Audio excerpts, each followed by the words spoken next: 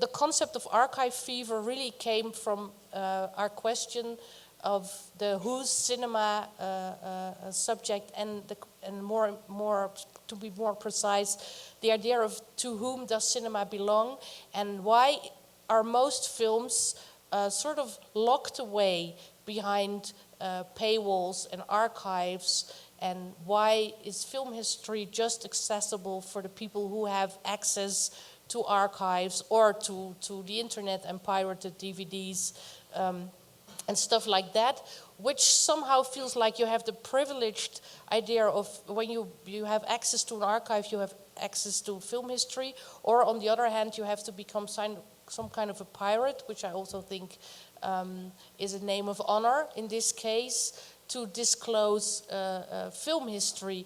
And where does that urge come from us as cinephiles or film scholars or just film lovers, critics, professionals, to want to see more than is available, and maybe even to want to see more than we can see in a lifetime, which is this idea of an archive as having the urge to cover the world, and at the same time crying the impossibility of that urge, because we can't see all film history, even though it was all available.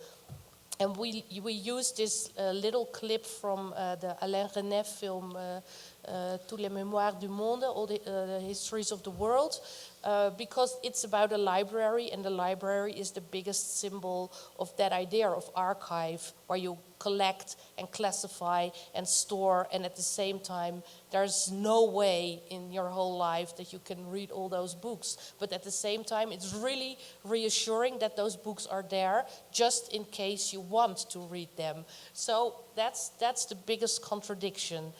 And then this idea of the Deleuzian images of time, to sort of say it in a very condensed way, is of course the way you can use films from several times and several filmmakers from all over the world and bring them together. And these films in themselves also address the past and the present and the possible future of art, but by bringing them together in the video essay, turning the video essay itself into a time image, is that here in 10 minutes you're able to travel through time. This is your time capsule, this is your time machine.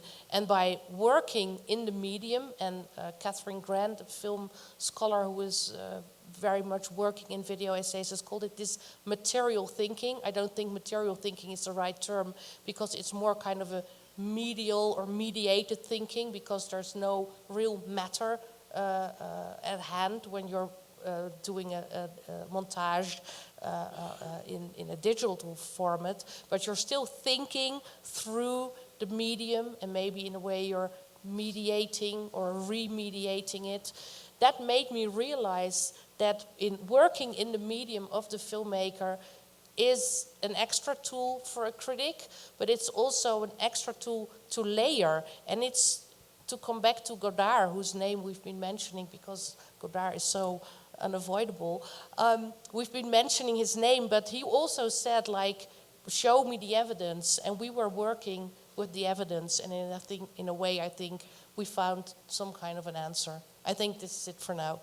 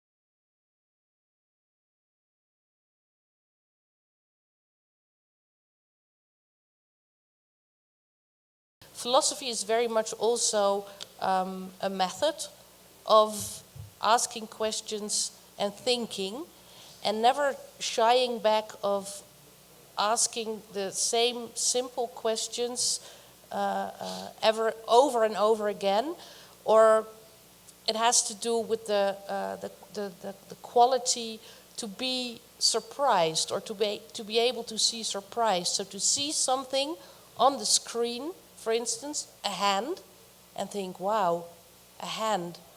What is a hand? I have a hand. It's moving. This is like maybe 15 centimeters. The hand on the screen is huge. One hand is marble, the other hand is the hand of an actor. What can I do with a hand? I can slap someone with a hand. I can caress someone with a hand. And that, for me, is kind of the way film critics should be philosophers. Never to take anything for granted, and to question the image in a loving and poetic and critical and cruel way, because the hand might very well be the moment of photogeny, the photogenic door, or the keyhole through which we enter a film.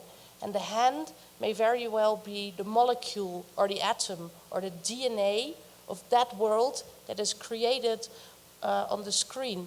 So for me, it's really hard to express it in another way than a metaphorical way, because philosophy is asking these questions. Maybe, what is a hand? And then, what is the hand made of? Or, what is an image? What is the image made of? Where is the camera? Where am I? How long does the image last? What is it telling me? What's the story behind that? What's also the hidden presumption of the filmmaker? Very often, the stories that they're not telling, the stories that they're not aware of, the stories that are being exposed because they're on the screen.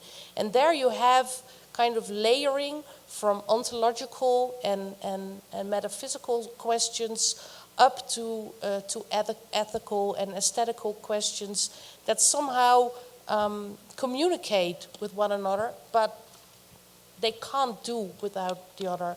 So you need to understand the image in order to have a value judgment about the aesthetical or the ethical qualities. I think a lot of good critics actually just do it. They know how to do it, and they write their criticism, and somehow, without even using any formal terms from film studies or film theory or philosophy, they're just able to get to that moment, which is a moment of creation, not so much of recreation, but really the film being created in the eye of the spectator. And then, of course, criticism today, but I'm really happy that we're not talking about that, because that's a depressing talk, is something else. It's part of journalism, it's part of an industry, it's part of making value judgments about films all the time, and it's very much about reproduction and not so much about production. It's recreation and not so much creation, because it is a commodity. And that's kind of my hobby horse or my mantra, that we never should have the sort of ontological, aesthetical, ethical experience of being with a film in the Levinas way, where you sort of encounter the other in its otherness. We should never make that into a commodity, because then we kill it while watching, and then the eye becomes very dangerous.